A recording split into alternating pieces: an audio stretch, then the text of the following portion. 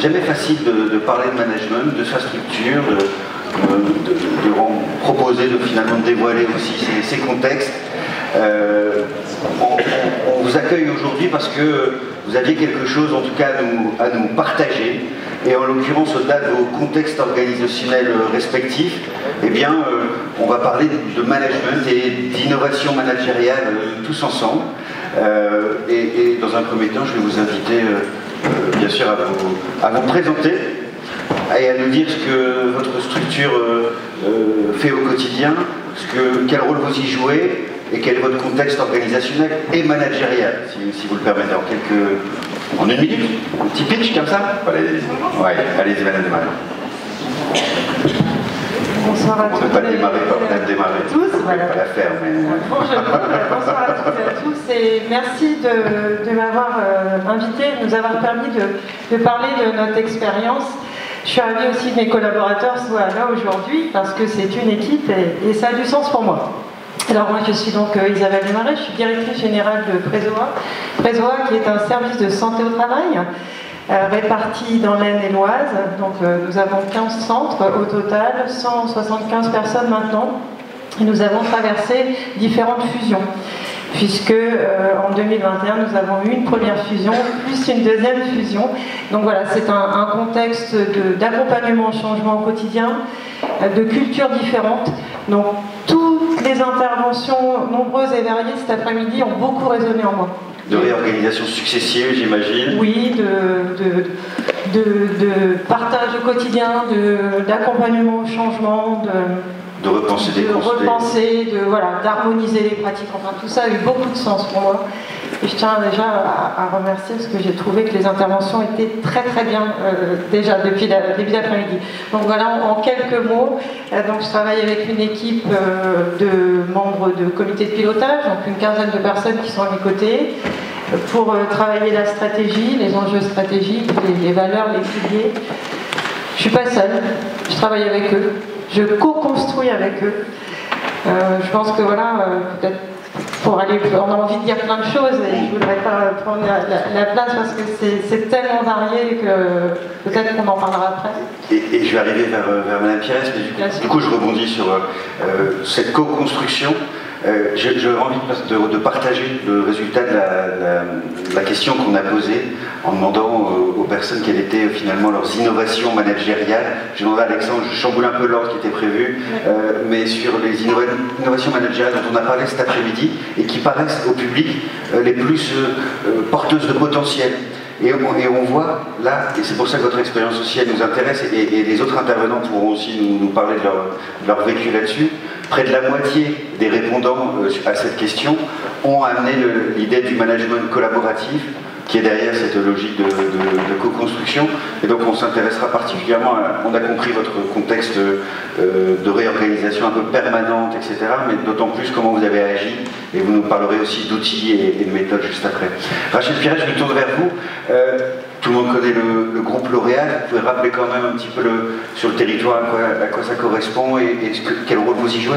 Alors en effet, le groupe L'Oréal dans l'environnement local, c'est 2 usines de production, une de la division luxe et une de la division produits grand public. Donc entre 300 et 500 salariés pour chaque entité. Donc voilà, je ne vais pas présenter le groupe L'Oréal, on sait tout ce qu'on fait de la cosmétique. Moi, de mon côté, ça fait 25 ans que je travaille chez L'Oréal, toujours dans la fonction RH à différents niveaux. Et j'ai eu la chance de travailler et à la fois sur site de production et à la fois au niveau du siège social, où justement les problématiques de management sont différentes, parce que des populations différentes, des enjeux différents. Donc c'est un sujet que j'aborderai avec beaucoup de plaisir aujourd'hui. L'école bleue, l'école blanche, ça vous parlait quand Fleur Villemot tout à l'heure parlait de la résurgence de cette dialectique-là, oui. Oui, alors il n'y a pas que cette notion de col bleu, de col blanc. Je pense que tout à l'heure dans la première intervention, j'ai trouvé ça très inspirant parce qu'on oublie aussi souvent qu'il y a une notion de pouvoir qui s'installe dans les entreprises. Et c'est qu'est-ce qu'on met derrière le mot pouvoir, et j'ai trouvé que la définition qui était donnée dans cette première intervention, elle était très juste, et qu'elle peut aussi nous permettre de nous questionner sur ce qu'on a envie de faire dans le management de demain, en tout cas. On y reviendra, merci. Guillaume David, merci d'être également avec nous. Alors, vous n'êtes pas, vous, responsable aux ressources humaines. Pas du tout. Mais vous êtes dirigeant. Alors, je pense que l'humain, c'est aussi un sujet, nous, pour nous, de ne partager pas ça, que ces événements avec les responsables des ressources humaines, mais aussi avec des dirigeants, avec des managers. C'est aussi ça qui nous concerne aujourd'hui avec ce thème du management. Comment vous avez vécu, vous, cet après-midi? Je vous pose comme ça au passage, mais pouvez-vous nous dire ce que vous faites avec Solstice et ce que ça représente comme entreprise sur le territoire? Très bien, je commence par ça, puis après je vous raconte comment j'ai vécu cette super journée. Okay. Donc je m'appelle Guillaume David, je suis président et cofondateur d'un groupe qui s'appelle le groupe Solstice, qui est un groupe français spécialisé dans la transition énergétique. On a créé le groupe de zéro il y a une quinzaine d'années. Aujourd'hui, on est quasiment 320 collaborateurs, donc une phase de croissance importante. On a intégré l'année dernière une centaine de personnes, donc ça crée d'un point de vue RH forcément un certain nombre d'enjeux et de problématiques. En termes de spécificité aussi, on a donc une activité, comme je le disais, nationale. On accompagne des grandes entreprises, entreprises du CAC 40, ETI, des acteurs privés, et avec donc des équipes qui sont réparties sur le territoire français. On a aujourd'hui une douzaine d'implantations. Beaucoup de sites. Exactement. Donc avec des équipes, les plus gros sites vont faire 70-80 personnes, et puis les plus petits, une dizaine. Donc ça crée des enjeux et des problématiques managériales assez particulières.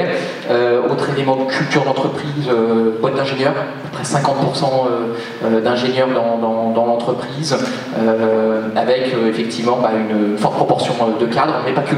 On a autant des ingénieurs de grandes écoles que des techniciens, des ouvriers aussi, qui au quotidien installent des panneaux solaires, installent des bornes de recharge pour véhicules électriques. Donc on est un acteur de la transition énergétique avec toute cette diversité de problématiques. Donc on a bien compris votre organisation, plusieurs sites. Ça engendre quoi du coup précisément comme sujet, comme réflexion en termes managériels? C'est-à-dire c'est l'information à bien communiquer, c'est l'animation des équipes à distance, c'est ces sujets-là? Alors, déjà, ce qu'il faut comprendre, c'est qu'il y a 5 ans, on était 40. Donc, chaque année a son lot de surcroissance et de nouveaux enjeux. On avait, par exemple, sujet du moment, jusque-là, des équipes très autonomes en région. On a fortement responsabilité nos patrons d'agence qui vont piloter une activité en région, et on se rend compte en ce moment qu'on a besoin de créer un nouvel esprit de cohérence entre ces agences, et donc on va faire évoluer dans les prochains mois l'organisation autour de ces sujets. Mais je peux vous en parler pendant des heures parce que des sujets, il y en a énormément. Bon, on peut faire une deuxième journée demain si vous êtes d'accord, mais on va en tout cas essayer de tirer l'essentiel de tout ça. Gaylor Kouana, merci aussi d'être avec nous. Vous êtes à la tête du territoire Somme-Est-Nord de Transdev, Hauts-de-France. Beaucoup de gens connaissent aussi, mais rappelez-nous brièvement. Donc Transdev, c'est un transporteur donc, de mobilité. Tout le monde connaît les bus Pastel, peut-être anciennement Fouquet, maintenant Transdev Compagnie Axonès pour les lignes scolaires. Donc c'est un groupe aujourd'hui dont la Caisse des dépôts est actionnaire à 66%. Donc voilà, depuis peu, c'est la fusion entre Veolia Transport à l'époque et puis Transdev. Donc 2 tiers des activités à l'international, 1 tiers en France, qui reste encore quand même majoritaire. Moi, sur le territoire, c'est un petit 60 millions de chiffre d'affaires, 8 sites, des directeurs intermédiaires, mais aussi des directions directes, avec des 8 dépôts à la fois sur la Somme, sur l'Aisne et sur le Nord. Donc justement, du management un peu à distance, on en parlait tout à l'heure, puisqu'on est multi-site.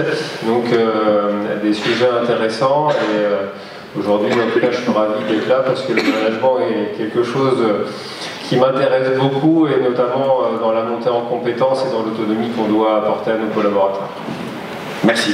On reviendra effectivement sur ces sujets-là. Lionel Michel, je termine par vous. Il en fallait bien dernier. Vous pouvez nous présenter aussi Noréade et vous les enjeux managériaux qui existent au sein de votre structure? Oui, tout à fait. Alors Noréade, c'est une régie qui exerce les activités du CIDED et du CIAN.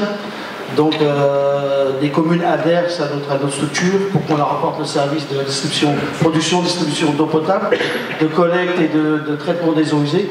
Et les 3 autres, je dirais, compétences, qui est la gestion des eaux pluviales urbaines, la DSI, la défense et la contre incendie, et puis ce qu'on appelle le SPANC, qui a été obligatoire depuis, parce que l'État a obligé les collectivités de doter la SPANC.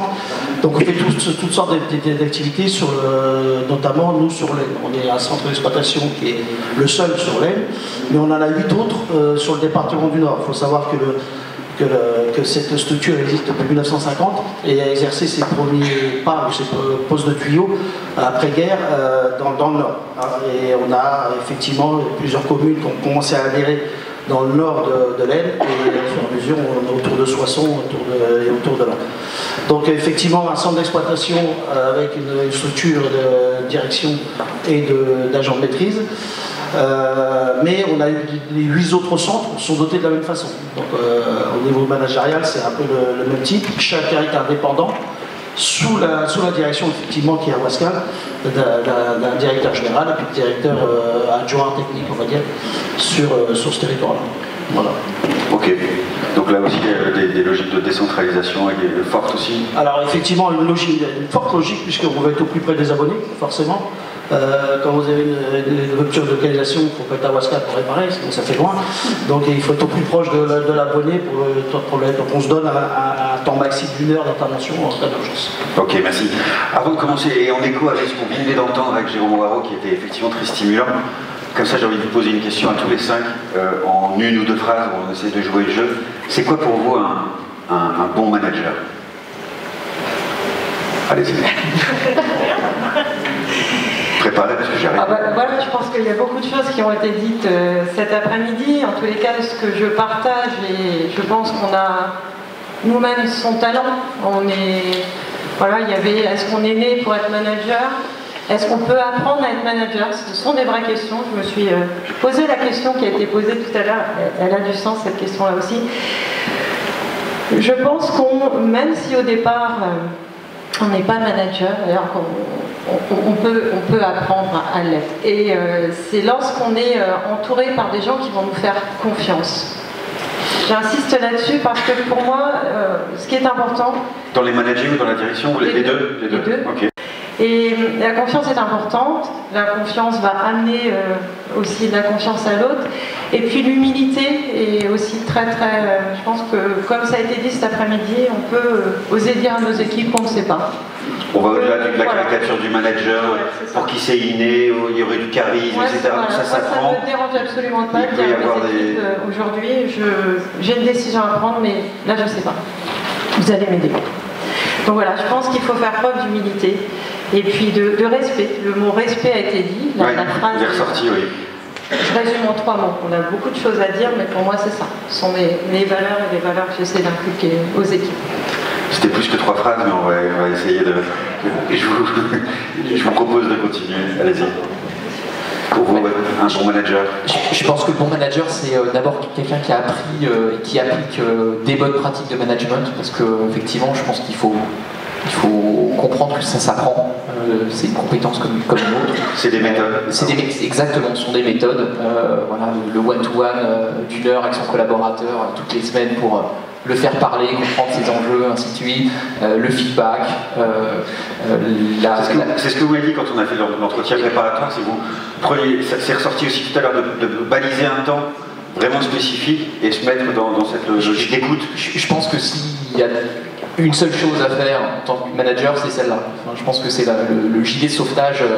Le gilet de sauvetage du manager, c'est le point hebdo. Alors ça peut être en équipe, seul, tous les 15 jours, en fonction du degré d'autonomie, mais avoir ce moment-là est je pense une priorité. Le fait de dire non mais il n'y a pas besoin, je suis disponible, en fait c'est pas vrai. Parce qu'on est tous à fond les ballons dans tous les sens, on n'est pas présent, on n'a pas la bande passante. C'est la fameuse phrase ma porte est ouverte, vous le savez bien. Exactement. Alors qu'en réalité on est toujours en train de courir partout. Exactement, et si on fait ça, on ne traite que l'immédiateté. Alors que le collaborateur, il a aussi besoin d'un moment pour lui, pour dire les choses quand elles ne vont pas, et ça évite le papier de démission posé sur le bureau. Et on est à l'écoute, effectivement, on passe à côté de moins de choses en tout cas. Exactement, donc ces basiques-là pour moi c'est déjà les appliquer.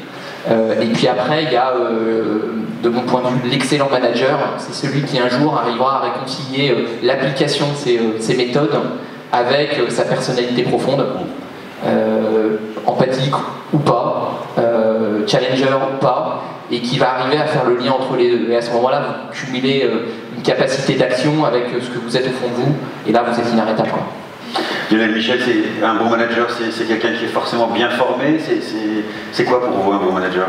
Il faut avoir de la formation, ça c'est sûr, parce que je pense que, comme vous avez dit tout à l'heure, un bon ingénieur ne peut pas forcément être un bon manager. J'en ai connu dans ma carrière, qui était très très bon techniquement, mais au management c'est un peu perfectible.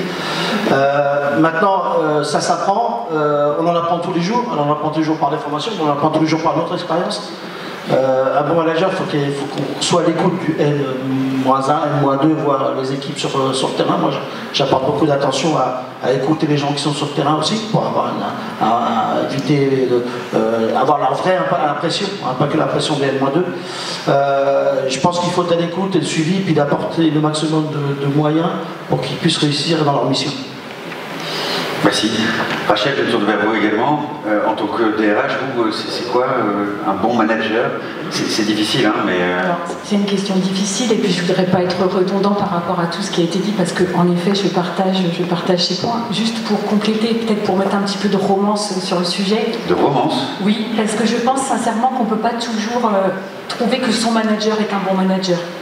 Parce que on vit avec des collaborateurs, des fois on est dans des équipes 3, 15, 20 personnes qui ne sont pas sur les mêmes attentes du manager. On va avoir pour certains une volonté d'un manager qui développe, on va avoir pour d'autres un manager qui prend des décisions, on va avoir pour d'autres encore d'autres cas. Un manager protecteur. Exactement, et donc ce qui veut dire que parfois il faut aussi accepter de se remettre en cause et de se dire qu'en tant que manager, je ne peux pas toujours être un bon manager pour l'ensemble de mon équipe. On ne peut pas répondre à tout type de besoins ou d'attentes, et qu'il y a des profils différents avec des attentes différentes. C'est une hérésie de penser que quand on a une équipe de 15-20 personnes, on est adoubé en tant que manager par son équipe. Et puis j'irai même plus loin, en tant que salarié moi-même et en ayant un manager, et pour en avoir vécu beaucoup, peut-être que le manager que je trouvais comme un excellent manager il y a 25 ans, aujourd'hui je le trouverais peut-être pas bon, parce que mon attente en termes de management n'est pas la même. C'est-à-dire qu'en début de carrière, vous avez peut-être besoin d'un manager qui va vous cadrer, vous accompagner, vous développer, alors que quand vous arrivez en fin de carrière, plus confiance, après autonomie. 55 ans, 55 ans, c'est la fin de carrière? Non, mais vous approchez tout doucement d'une nouvelle ère. Et du coup, moi, en tout cas, à titre personnel, je pense qu'aujourd'hui, ce que j'attends de mon manager, c'est qu'il soit inspirant. Il ne va pas m'apprendre beaucoup de choses, malheureusement, sur mon job, et en toute humilité, c'est juste parce que je le fais depuis 30 ans. Mais aujourd'hui, j'ai besoin que mon manager soit inspirant. Alors que peut-être pour ma collègue de 25 ans qui travaille avec moi tous les jours, elle attend que le manager la développe, l'accompagne et la forme. Donc c'est aussi ça qu'il faut prendre en conscience quand on est manager. Mais c'est super intéressant ça, parce que ça veut dire qu'on peut avoir conscience de différences d'attentes, on peut avoir de différences d'attentes selon l'âge ou la période qu'on vit, etc. Ou la période qu'on vit aussi personnellement, hein, pas forcément en rapport avec son âge, mais avec sa situation par exemple, etc. Alors du coup, je sens une responsable ressources humaines qui a réfléchi à ça. Mais alors du coup, elle fait quoi? Elle essaye de permettre à son manager de répondre au maximum d'attentes.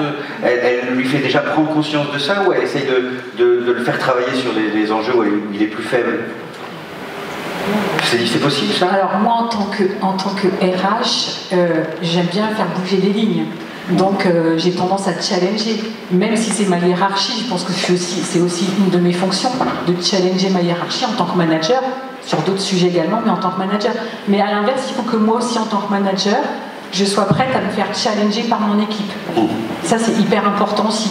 La notion d'exemplarité, je veux ce que je suis capable de donner aussi. De réciprocité aussi. C'est hyper important. On a dit beaucoup de choses, c'est pas facile de parler en dernier dans ces cas-là. Pour vous, c'est quoi un bon manager, ou en tout cas, quels éléments vous auriez envie d'ajouter éventuellement à ce qu'on vient de dire? Alors, je sais pas, je ne vais pas contredire certaines personnes, mais pour moi, mais la formation c'est bien, mais je pense que c'est un métier, le management. On peut être un très bon technicien et un très mauvais manager, et on peut faire toutes les formations du monde.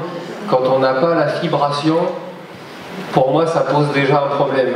Déjà, pour être un manager, il faut aimer l'humain, avant tout. Une appétence relationnelle, c'est ça, voilà, exactement. Et quand je dis c'est un métier, c'est-à-dire que c'est une remise en question de tous les jours pour comprendre, comme les nouvelles générations qui arrivent, on parle de l'intelligence artificielle qui arrive, donc il faut être en permanence en train de se remettre en question, et c'est là pour moi le vrai rôle d'un manager, au-delà d'apprendre des techniques, parce que les techniques, on les applique bêtement comme des mathématiques, mais ça marche avec certaines personnes et ça marche pas avec d'autres. Donc c'est pour ça que je pense que c'est déjà une fibration. Il y a le mot exemplarité, et là c'est quelque chose que je répète assez régulièrement, parce que forcément, si le chef ne montre pas l'exemple, c'est un peu compliqué à un moment donné de demander à ses collaborateurs d'appliquer. Et je pense que ce qu'attendent aussi les collaborateurs, c'est quelqu'un de fiable qui va les emmener vers le haut. Et comme je dis toujours, un bon manager, un jour, ce que je dis, c'est j'espère pouvoir laisser les clés sur mon bureau, partir et que ça tourne sans moi. C'est-à-dire que j'aurai réussi ma mission. Et pour moi, un bon manager, c'est d'avoir réussi à faire monter les équipes à un niveau qui devient d'autonomie suffisante pour fonctionner sans vous. Voilà, exactement. Dites-moi partir en retraite. Ah, non, en retraite. Encore 55 ans. Non, du tout. Non, en tout cas, vous êtes là avec nous aujourd'hui pour nous parler aussi de voilà, ce que vous avez tenté, ce que vous avez expérimenté, les outils, les méthodes que vous avez employées, les retours d'expérience. C'est ça hein, pour nous, c'est-à-dire finalement, il y a beaucoup de contextes, il y a beaucoup de variables selon la taille de la structure, sur la typologie des personnes. On le voit bien, et on a un bel échantillon ici. Vous, Isabelle, vous m'avez parlé de chantier de transformation comme ça, de restructuration, et vous avez voulu nous partager un outil qui vous, non pas pour en faire forcément la promotion, mais qui vous a bien correspondu dans votre contexte organisationnel, et vous avez voulu nous le partager. On a d'ailleurs, je pense, la fiche non personnalisée, et on a la fiche personnalisée juste après. Et si vous pouviez nous en dire un peu plus, ça peut intéresser beaucoup de monde, dont Jérôme, je pense, mais aussi beaucoup d'autres qui peuvent, au-delà du caractère inspirant, peut-être voir comment ils pourraient se le transposer dans leur propre contexte. Vous en parlez? Oui, bien sûr. Alors, au-delà de toutes les techniques qui ont été dites, de feedback positif, d'autonomie, il y a mon président dans la salle. Donc, effectivement, de monter en compétence des collaborateurs chez Présoir, on investit 6% de notre masse salariale sur la formation, ce qui est voilà, pour monter en compétence nos équipes. On a testé pas mal de choses dans un contexte de transformation. Et la dernière expérience que j'ai voulu partager avec vous, et j'espère qu'elle vous sera autant utile qu'elle l'a été et qu'elle l'est encore pour nous, c'est récent, ça fait 2 ou 3 mois. J'avais vu passer sur les réseaux sociaux le processus de décision et intelligence artificielle cet été. Bon, je me suis dit, ça a l'air d'être intéressant. J'y suis allée, ça m'a beaucoup plu, déjà pour comprendre quel était mon mode de décision, mon process intérieur. On a chacun un talent, depuis qu'on est petit, on a chacun notre talent, et déjà il faut l'assumer. Donc moi, dans mon processus de décision, j'ai différentes étapes, de la collecte à mémoriser, voilà. Donc j'ai différentes étapes qui me conduisent à prendre une décision. Mais mon collaborateur des services généraux ou RH... Il va délibérer autrement. Exactement. Et donc, à la suite de ça, j'ai souhaité partager cette expérience avec mes membres du comité de pilotage. On a donc suivi cet outil qui s'appelle une fiche d'excellence. Une fiche d'excellence. Fiche excellence action. Alors, déjà là, il y a une promesse. Hein. Et il y a une promesse. Ouais. Il y a une promesse et surtout, vous l'avez, on repart avec quelque chose. Voilà, on repart avec ça. Et en fait, on repart avec cette fiche excellence. Donc en fait, les collaborateurs, en 2 mots, comment ça se passe? Ils ont un entretien one-to-one durant 1 heure. Et puis, à la suite de ça, ils ont leur fiche excellence qui ressort. Donc avec leur talent, leurs besoins pour décider et puis leur propre SWOT. Et à l'issue, ils suivent une formation, on a partagé une formation ensemble pour en fait comprendre le fonctionnement de l'autre. Donc déjà, chacun assume son talent, chacun partage son talent avec l'autre, chacun peut proposer son talent à l'équipe. Et l'idée, c'est de mieux comprendre comment fonctionnent les uns et les autres pour ensuite aller plus vite dans le processus de décision. Et l'autre étape qui a suivi cette formation, Il y a 15 jours à peu près, je crois que c'est ça, bref, on a été formé à l'intelligence artificielle. Processus de décision et intelligence artificielle. Donc on a suivi un modèle de l'éthique. Qu'est-ce que l'intelligence artificielle? Comment la faire? Quelle est déjà sous forme ludique? On est très concret chez Prédo, hein. Pratico-pratique, des outils, on ressort avec des outils, on les partage. Et on utilise depuis 15 jours, 3 semaines, l'intelligence artificielle au sein de la structure. Ça veut dire quoi comme outil? Alors concrètement, on utilise soit ChatGPT ou Copilot, on a été formé il y a 15 jours de ça. On a un outil qui reste un outil d'aide à la décision. Donc on a entendu, hein, tout à l'heure je partage aussi tout ce qui a été dit. Néanmoins, on ne part pas d'une feuille blanche actuellement. On est tous à la recherche de temps. On recherche du temps en fait, c'est ça. Et du coup, ne pas partir d'une feuille blanche nous a permis aussi de mieux travailler ensemble, de mieux comprendre et de voir que c'est un outil qui nous fera gagner du temps. Donc cette fiche excellence, puis l'intelligence artificielle est vraiment une expérience que l'on pourrait même partager. Si vous le souhaitez, vous pourriez même le transmettre. Le transmettre. La personne qui nous a accompagnés est tout à fait OK pour le faire. Donc voilà, si vous souhaitez en savoir plus, je reste à disposition, mais c'est vraiment quelque chose de très très outillé, très pratique. Très bien, merci. Et puis ça se traduit aussi par la version personnalisée que vous avez là en face de vous et qu'on projette aussi sur la deuxième façon. Voilà, avec effectivement une roadmap. Voilà, pour en dire plus aux uns et aux autres. Rachel, on a parlé aussi pendant notre préparation, notre entretien de choses que vous avez testées, que vous avez expérimentées.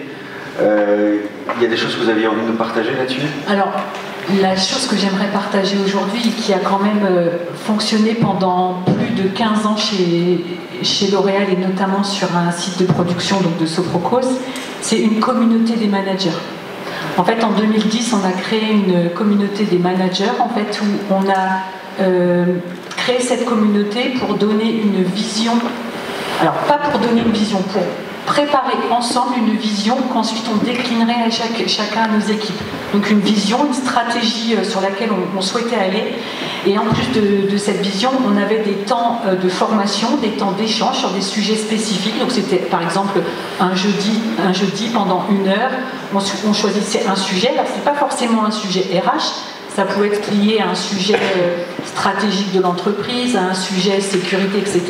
Et en fait, on partageait pendant cette heure avec les managers pour qu'ensuite, eux puissent repartager avec leurs équipes et en prenant un petit peu l'essence de leur retour pour reconstruire après quelque chose d'autre.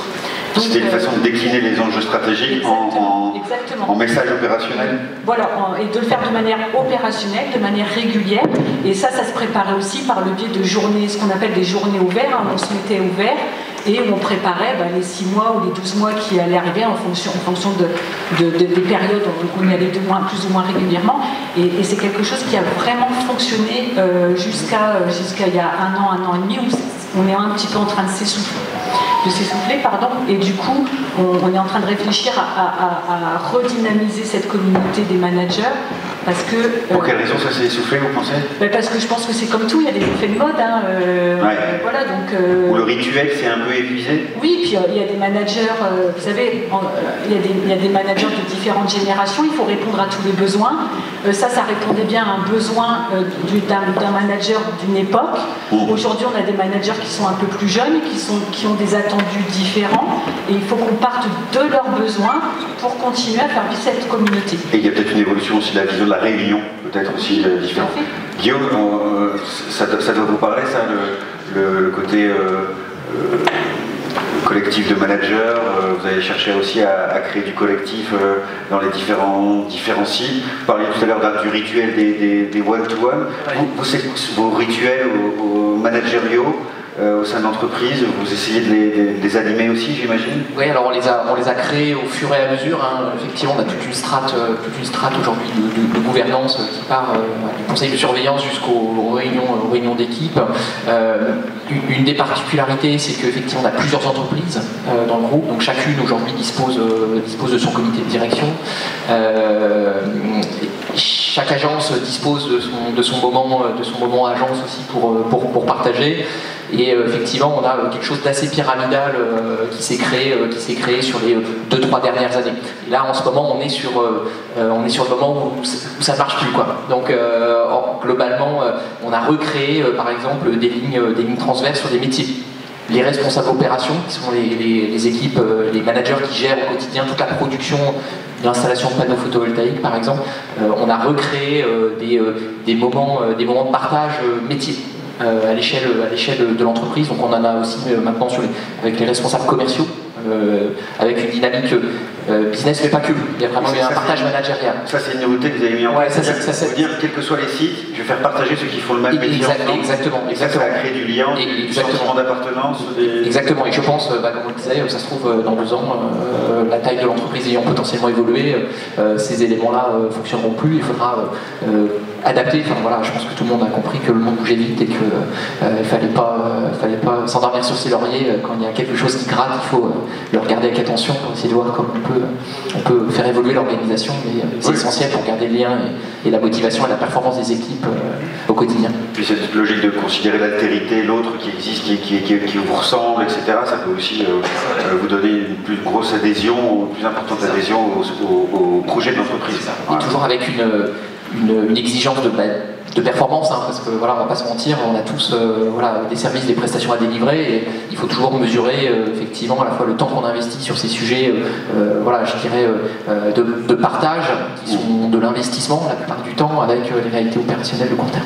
Lionel Michel, je vous sentais attentif sur cette question-là de créer des dynamiques métiers. Vous avez ça aussi chez vous? Oui, on a créé très récemment d'ailleurs un groupe aussi au niveau des managers, mais c'est pas que sur un seul métier, on a plusieurs métiers dans l'entreprise, enfin, dans le syndicat, et on veut se donner par exemple une thématique. Alors, on le fait 1 fois par mois, une thématique, on reste 2 heures dessus, et tout le monde donne son avis, que ce soit quelqu'un de l'informatique ou quelqu'un qui est plutôt en secrétariat, comptabilité et autres. Et ça permet déjà de rassembler, parce qu'on est tous noués quand même par le métier, et ça permet d'échanger sur plein de choses. Et on comprend certaines choses. Souvent on dit, tiens, ça marche pas l'informatique, putain, mais qu'est-ce qu'il faut? Excusez-moi du terme, c'est comme ça qu'on parle. Qu'est-ce qu'il faut de l'informatique? Qu'est-ce qu'il faut de l'informatique? Et en fait, quand les gens nous expliquent, on comprend mieux les difficultés qu'ils peuvent rencontrer. Donc ça c'est un point assez positif. Après, moi je voulais partager une autre expérience, si vous permettez. Bien sûr, bien sûr.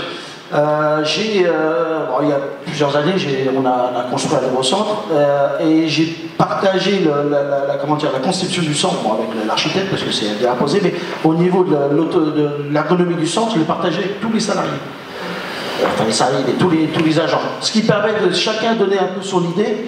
Et en combinant tout ça, on a trouvé quelque chose qui, enfin, des locaux assez pratiques et très, je dirais, pour le stockage, pour tout ça, on a tous mis un peu notre idée, et ce qui a permis de sortir un centre d'exploitation plutôt pratique.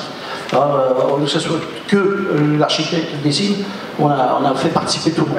Il a eu un sentiment, chacun a eu le sentiment finalement d'être pris en considération. Exactement, ils sont appropriés le projet. D'avoir participé au pouvoir de décision dont on parlait tout à l'heure peut-être, et puis de se sentir un peu plus peut-être chez lui, et donc... exactement, ils sont appropriés le projet, il y en a qui ont donné des idées, d'autres un peu moins, parce que les gens sont un peu plus... Mais ils en ont eu l'opportunité en fait. Exactement. Voilà. Et vous avez senti que ça va créer une émulation et une logique un peu plus d'adhésion au projet d'entreprise, ou en tout cas d'engagement. Ouais, exactement. Il y en a qui venaient le matin, j'ai pensé cette nuit, il n'y a pas cette nuit, mais ce matin, ce serait bien qu'ils fassent ça, des exemples. Et puis on disait, ouais, pourquoi pas, on va essayer, on va voir. Et là, surpris par de qui viennent les idées, etc., ou de qui s'investit. Oui, voilà. Et là, on peut aussi tester certaines personnes qui sont plutôt moteurs. Ouais. Et moteurs souvent... Qui se révèlent, c'est ça? Voilà, exactement. Ouais. Et qui évoluent dans leur métier et même plus loin que ça. Encore un intérêt du management collaboratif, après les vœux de tous les participants tout à l'heure. Je me tournerai vers vous également, Gaylor Prenard. Est-ce que vous aussi vous avez une innovation managériale, une nouveauté, un dispositif, quelque chose que vous aviez mis en place, qui vous a surpris, ou au contraire quelque chose qui vous a déçu et que vous ne conseillez à personne? Alors, on revient en expérience. J'ai appris des sociétés un peu silotées, et le mal du siècle qui s'appelle le mail. Qui a inventé ça d'ailleurs? Et qui a dit que c'était gratuit? Voilà, c'est vrai qu'aujourd'hui, nous on est quand même basé beaucoup sur l'humain. 50% de nos conducteurs, c'est notre coût de revient. Et puis après, il y a le service maintenance administratif. Et c'est vrai que processus d'écoute et de communication très compliqué. Et des fois, rien qu'un couloir, des fois peut être compliqué. Difficile pour créer de la communication. Donc j'ai souvent déjà commencé par faire du BTP, réorganiser les bureaux, non, mais, tout simplement pour qu'il y ait une logique en fait de positionnement et de communication et aussi forcer les gens à arrêter de communiquer par mail et de ne pas répondre aux mails et voilà, de créer l'échange.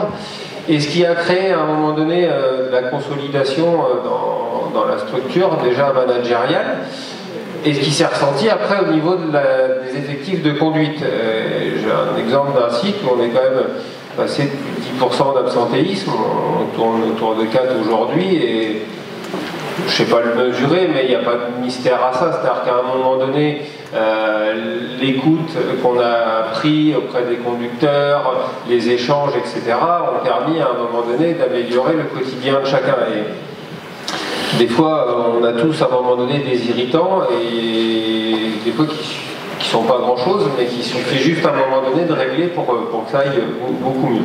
Donc oui, et plus la structure est grosse, et plus c'est important, parce que c'est vrai qu'on parle de plus en plus, mais ces managers de proximité en fait qui sont près du personnel, des fois ils sont un peu, je pense, pas assez mis à l'honneur. La communication, les réseaux sociaux, les écrans qu'on met dans les salles, c'est bien, mais à un moment donné l'échange humain, et on revient toujours à l'humain, le cœur du dispositif, il est important. Donc voilà, en tout cas moi ça a été mes expériences de vraiment remettre cette partie d'humanité, de communication et de cohésion au sein de mes structures. Ça pourrait presque faire notre mot de clôture, mais on va quand même rester encore un petit moment. Vous l'avez compris, on a un peu débordé sur le temps. On avait plein de choses encore à échanger autour de l'accompagnement des managers au quotidien, autour de la triangulation entre la direction, les managers, les RH, etc. Bon, on va devoir refaire une table ronde. Je reparlerai avec Hakim, hein, mais avant qu'on se quitte, j'aimerais quand même que vous me partagiez vous m'avez dit que vous avez tous eu des réflexions autour justement de l'évolution du management. Et chacun d'entre vous m'a trouvé un axe qui en tout cas lui paraissait fondamental de prendre en considération pour mieux manager demain, entre guillemets. J'ai l'impression que vous voulez démarrer, mais c'est ça, hein, c'est ça. Alors vous êtes en pole position, dites-moi, vous, votre... vous m'avez parlé, vous, de santé mentale. Oui. Oui, santé mentale. Oui. A priori non, donc on va prendre celui-là, il n'y a plus de santé. Oui, je pense qu'il y a un enjeu majeur, d'ailleurs renforcé par une stat qu'on a vue tout à l'heure. Moi, ce qui m'a effrayé, en fait, c'est 37%, je crois. Voilà. 37% des managers ne veulent plus l'être. Ouais. Et là, moi, En rapport avec ce que Loïc Le Morel disait, finalement, on ne prouvait plus grand-chose de plus quand on est manager, à part cette responsabilité et peu de pouvoir. Vrai. On a quand même un rôle à jouer là-dessus, je pense, parce qu'on est peut-être aussi responsable de cela. Et donc, je pense qu'on a vraiment un enjeu, c'est sur la santé mentale du middle management, hein, des managers de proximité que vous avez cités tout à l'heure, qui sont souvent exposés, qui sont nos relais. C'est ce qu'on disait aussi en intro, voilà. Vous étiez là, c'est-à-dire on leur a jamais autant demandé. Exactement. Le relais de la direction, le partenaire des RH, le manager des managers. C'est ça, ils sont en transverse, ils sont avec nous, ils sont avec leurs équipes, et on a vraiment un enjeu de prendre soin de leur santé mentale.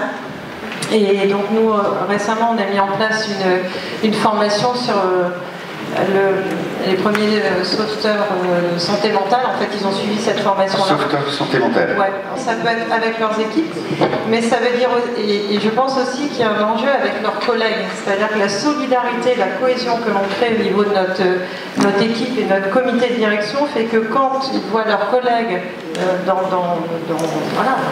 le mal-être, que ce soit perso ou ils arrivent à l'appréhender et repérer en tout cas. On a un soutien à avoir. nous managers avec nos équipes, mais aussi les collègues entre eux. Donc pour moi, savoir repérer, mais savoir aussi entamer le sujet de conversation. Voilà, et la solidarité, c'est important pour nous. Donc j'ai la santé mentale. Rachel, Pires, il y a un sujet qui vous paraît important à ne pas perdre de vue pour les managers de demain? Alors, je ne sais pas de quoi l'avenir sera fait. Moi, je voudrais juste partager 2 points qui me semblent importants aujourd'hui en tant que manager et en tant que manager.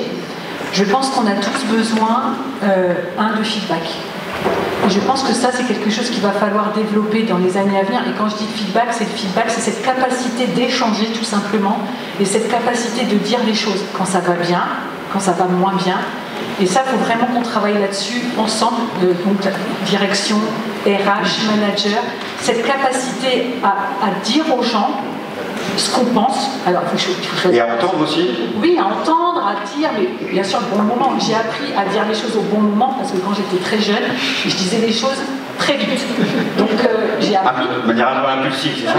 Et voilà, parce que c'était chaud et j'avais besoin de ça. Et parce que vous le pensiez, une fois que c'était fait, il faut choisir. D'accord. Le rôle de manager m'a appris à dire les choses au bon moment. Alors j'espère, j'ai des personnes de mon équipe dans la salle. On va leur demander. Mais je pense qu'il va falloir travailler sur cette capacité de feedback de manière plus naturelle.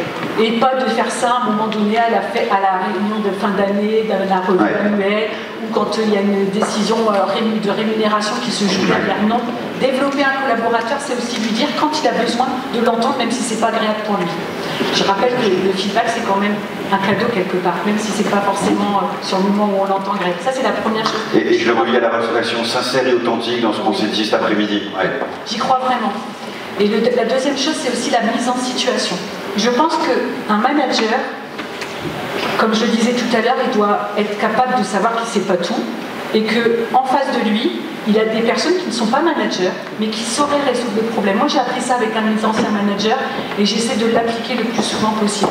Gaylor, on a parlé tout à l'heure avec notre première intervenante de DIA. Je pense que vous y êtes aussi très, très sensible, en tout cas très envahi sur ces sujets. Oui, d'abord je pense que pour moi les grands enjeux du management de demain, c'est à la fois l'adaptation, parce qu'on parle toujours d'adaptation au changement d'environnement de travail, que ça soit de la flexibilité, que ça soit le télétravail, que ça soit les équilibres vie familiale, vie pro, et maintenant l'intelligence artificielle. Donc je pense que voilà, le manager aura aussi un rôle de facilitateur, d'agilité pour pouvoir à un moment donné concilier la machine et l'humain qui devront faire bon ménage ensemble, autant bien que mal, et je pense que le manager a un enjeu là de pouvoir à un moment donné emmener les équipes justement vers ces nouvelles technologies qui nous envahissent de manière assez rapide, je trouve, et quand on a vu tout à l'heure qu'en 18 mois la technicité se perd, c'est clair que l'intelligence artificielle d'ici 5 années sera dans notre quotidien permanent. Ouais, je vous la donne comme ça au passage, j'avais pas prévu de le faire, mais j'animais une conférence il y a 3 semaines à Junia, l'école d'ingénieurs, qui fait partie du réseau formation d'un de nos partenaires, et qui, avec le directeur du master IA de l'école d'ingénieurs, et qui a dit quelque chose qui a un peu glacé le sang dans la salle, qui a dit soyez humains, les IA sont des collaborateurs comme les autres. Voilà, ça sera le prochain Human Day, peut-être, mais là, les IA sont des collaborateurs comme les autres. Donc, sans plus attendre, je vais faire réagir Guillaume David, qui peut me répondre totalement autre chose que l'IA pour vous. Ce qu'il ne faut pas perdre de vue pour le management d'aujourd'hui, demain, c'est quoi que vous avez envie de mettre en exergue comme ça? Moi, il y a 2 sujets. Le premier, je pense que c'est un enjeu de société, ça va se retrouver aussi dans le management, c'est la capacité à vivre ensemble.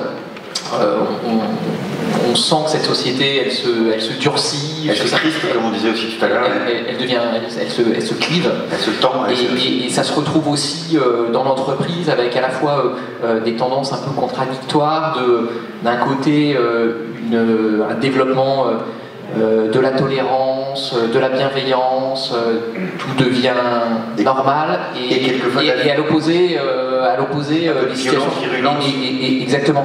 Et ces sujets aujourd'hui, je pense que vous le voyez dans vos entreprises aussi, le terme harcèlement peut être utilisé sur des milliards de sujets, et qui il y a 20 ans on aurait dit mais pas du tout. Et ça crée des sujets. Il va falloir, pour le manager, il va trouver des équilibres sur des sujets qui sont potentiellement ultra délicats, et je pense que cette difficulté va s'accentuer dans les prochaines années. Et au-delà du champ lexical, on retient vraiment ce côté, le vivre ensemble s'invite dans l'entreprise. Et on le voit, il y a plein d'autres questions qui sont derrière tout ça. On va pas y aller aujourd'hui, mais il y a plein de sujets en rapport avec ça.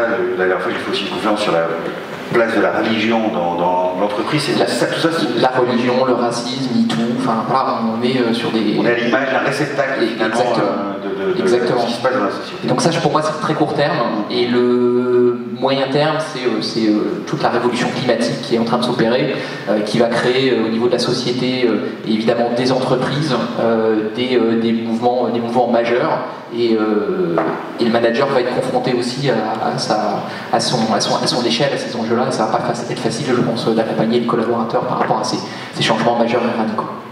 Merci pour ce témoignage. Lionel Michel, on vous demande un petit mot aussi. Qu'est-ce qui vous semble important? Tout pareil. Non, mais effectivement, l'évolution, bon, ça fait un moment que je travaille, j'ai vu quelques managers. L'évolution managériale a quand même apporté des bonnes choses. Après, dans l'évolution qu'on peut amener encore, bien sûr, on parle de bienveillance, on parle de plein de choses, mais à mon avis, à un moment, il faut savoir expliquer à ceux qu'on manage qu'il y a des objectifs de la structure, que ce soit société ou syndicat comme le nôtre, et qu'il faut pas qu'ils pensent que c'est toujours dans le même sens. Il faut que dans les deux sens, il y ait un échange. Et cet échange-là, on le fait depuis longtemps, parce que on n'a pas évoqué cette question-là, mais entre la direction générale et puis l'agent qui intervient, généralement, il n'y a pas qu'un seul sens de projet. Il y a aussi le retour vers la direction pour amener les choses le mieux possible pour les agents qui travaillent dans de bonnes conditions, avec des bons outils, et ainsi de suite. Donc, tout ça, c'est pris en considération par notre direction qui permet... Pas perdre de vue la qualité de travail, les conditions de travail, voilà, c'est ça. La QVCT, les conditions concrètes. En sachant qu'il y a des métiers, effectivement, qui sont plutôt pénibles pour certains. Voilà. Et qu'il ne faut pas le perdre de vue. Exactement. Merci à tous les 5 pour vos témoignages, vos retours d'expérience. On aurait pu prolonger les échanges, ils sont hyper instructifs, et je vous en remercie. Et je vous propose bien sûr de bien vouloir les applaudir.